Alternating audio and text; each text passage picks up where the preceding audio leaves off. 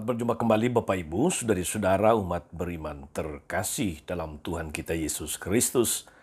Salam sehat berlimpah berkat. Hari Kamis tanggal 7 September 2023, saya Romagus CSSR mengajak saudari-saudara merenungkan kutipan Injil Lukas bab 5 ayat 1 sampai 11. Kita dengarkan sabda Tuhan. Dalam nama Bapa dan Putra dan Roh Kudus. Amin.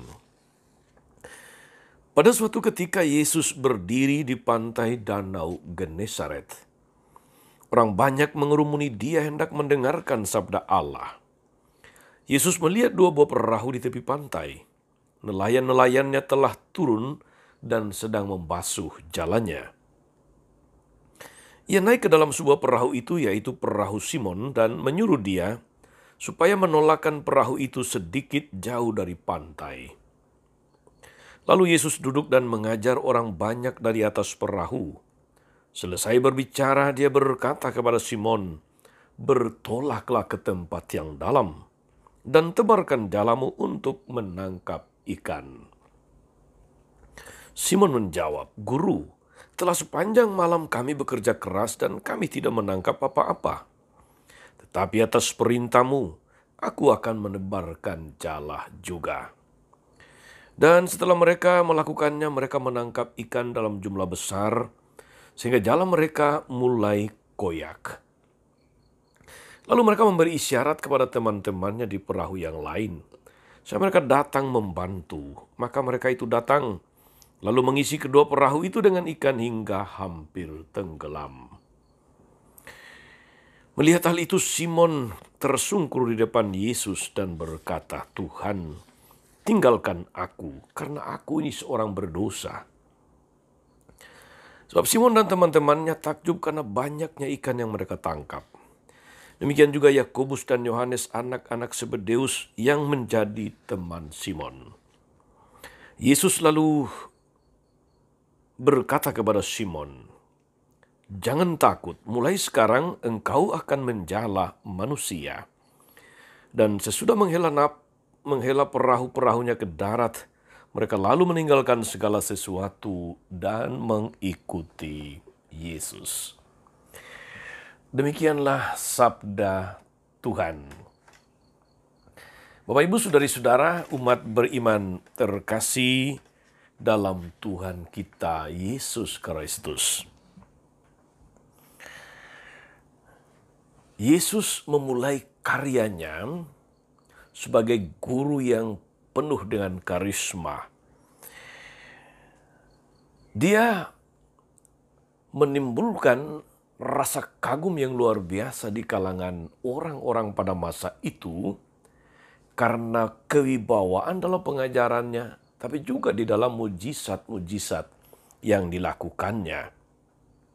Dia menarik perhatian banyak orang tentu saja dan mengundang kekaguman.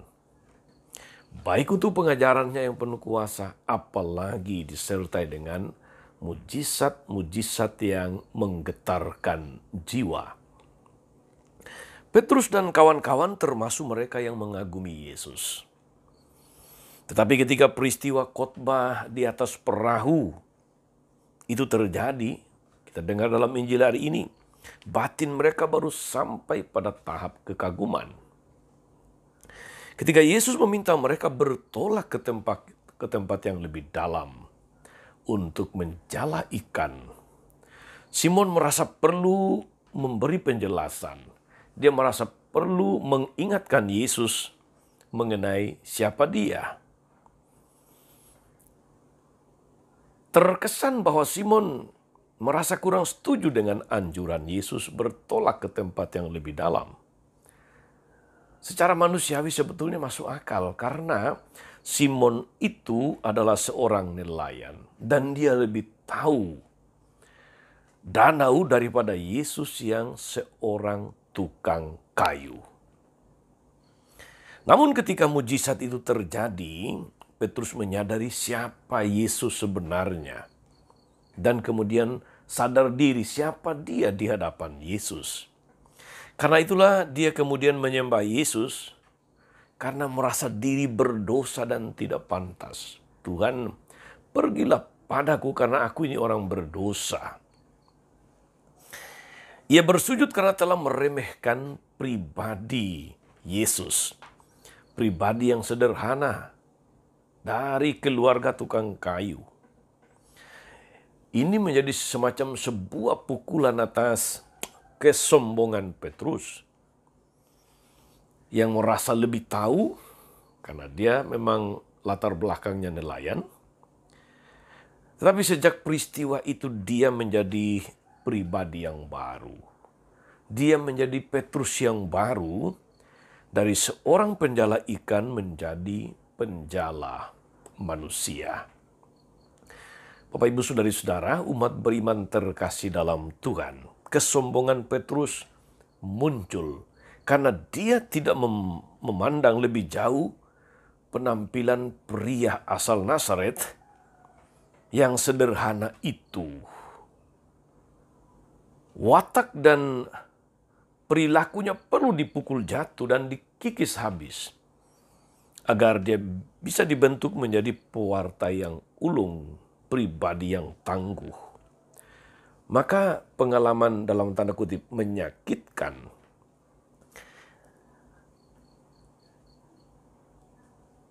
lalu berubah menjadi pengalaman penuh rahmat. Mentalnya dipukul oleh Yesus dengan bukti mendapatkan ikan yang banyak setelah dia mengikuti Yesus. Itu membuat dia menjadi pribadi yang baru. Dari pribadi yang tadi saya katakan sebagai pribadi yang sombong, dia menjadi pribadi yang kemudian penuh rahmat. Pengalaman dalam tanda kutip dijatuhkan oleh Yesus menjadi pengalaman berrahmat untuk Petrus dan kawan-kawan. Saudari-saudara, demikianlah yang sebetulnya harus terjadi pada diri kita, pada manusia. Banyak kali kita begitu yakin dengan kemampuan-kemampuan kita dan sama sekali melupakan peranan Tuhan, atau bahkan tidak mau mengikuti petunjuk Tuhan melalui kitab suci, melalui sabdanya. Kadang-kadang kesombongan dan harga diri pribadi kita harus dipukul oleh Tuhan untuk menyadarkan kita bahwa sepenuhnya kita itu bergantung pada Dia. Sepenuhnya kita itu bergantung kepada petunjuknya. Petunjuknya yang pasti membawa kita kepada jalan yang benar, kepada hasil yang lebih baik, hasil yang berlimpah. Maka saudari-saudara, jangan pernah meremehkan petunjuk Tuhan dalam hidupmu. Jangan pernah merasa lebih tahu dari Tuhan, apalagi merasa tidak membutuhkan petunjuk Tuhan. Itu menjadi jalan kebinasaan. Kita boleh mampu dalam banyak hal, tapi jangan melupakan peranan Tuhan dalam hidupmu. Kita boleh memiliki segala macam talenta, kemampuan, berkat-berkat dan sebagainya, tapi jangan pernah menghilangkan Tuhan dari hidupmu. Jangan pernah menolak petunjuknya. Jangan pernah meremehkan firman Tuhan yang justru membawa kita kepada jalan yang benar. Seperti Simon dan kawan-kawan, saudara-saudari, kita seringkali bersikap percaya diri berlebihan untuk tidak mengatakan sombong di hadapan Tuhan, arogan. Kita lalai mengakui peranan Tuhan dalam hidup kita. Kita merasa sudah mampu memahami apa-apa atau segala sesuatu, sehingga tidak lagi menyerahkan diri kepadanya. Maka kita perlu mengikuti petunjuk Tuhan untuk bertolak ke tempat yang lebih dalam. Artinya kita harus berani melangkah dari segala kemampuan, keyakinan pribadi kepada petunjuk Tuhan. Percayalah, ketika kita mengikuti petunjuk Tuhan dengan benar, menjalankannya dengan setia, hasilnya itu bisa sangat menakjubkan kita. Semoga kita saudara-saudari menjadi pribadi-pribadi yang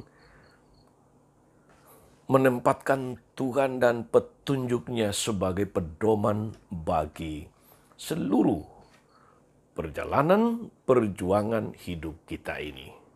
Selamat beraktivitas, saudari-saudara. Rasakan Tuhan yang memberikan petunjuk dalam hidupmu, dalam pekerjaanmu, dalam keluargamu. Rasakan Dia yang memanggilmu untuk bertolak ke tempat yang lebih dalam. Jangan hanya di pinggir-pinggir saja. Jangan menjadi orang pinggiran di dalam Tuhan. Jadilah orang yang mau bertolak lebih jauh, lebih ke dalam. Tuhan Yesus memberkati. Amin. Tuhan Yesus Kristus, kami bersyukur atas firman-Mu yang meneguhkan kami untuk menjadikan Engkau dan sabda-Mu sebagai pedoman bagi hidup, bagi perjuangan karya-karya kami. Condongkanlah selalu telinga kami kepadamu dan bukalah pikiran kami terhadap solusi-solusi baru bagi persoalan pekerjaan, perjuangan, dan hidup kami. Engkaulah Tuhan dan pengantara kami sepanjang segala masa. Amin. Saudari-saudara sekalian, berkat Allah turun atas saudari-saudara. Atas mereka yang kita doakan atau kita janjikan doa, mereka yang sakit dan menderita, segala rencana, karya, dan pelayanan hari ini, Bapa dan Putra dan Roh Kudus. Amin. Tetap sehat dan teruslah menjadi berkat. Jangan lupa like, subscribe, nyalakan lonceng notifikasinya. Salam 52, Tuhan memberkati.